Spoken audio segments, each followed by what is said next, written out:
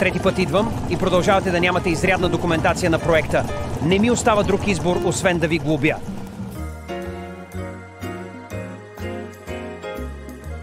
О, не, сигурно в офиса отново са изпуснали да входират документите. Всеки един строител знае, че обектите са свързани с голямо количество документация и нейното проследяване е предизвикателство. Неспазването на сроковете води до финансови санкции или забавяне на строителната площадка. Има ли по-добро решение от хартията? Ще разберем.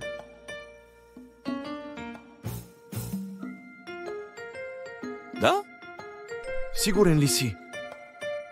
Момчета, дали са ни грешната боя за стената? Ще трябва да боядисваме всичко от начало. Грешният цвят, сбърканата дограма и обърканите стени, които трябва да се изграждат наново, са проблеми, които не могат да се решат с поредния телефонен разговор. Харчим излишно материали и време. Има ли решение? Ще разберем.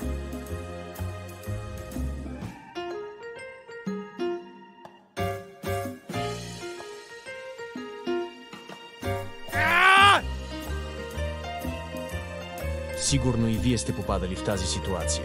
Някой без да иска изтрива формулата в таблица 27 и вместо да получите резултата в таблица 44, получавате грешка.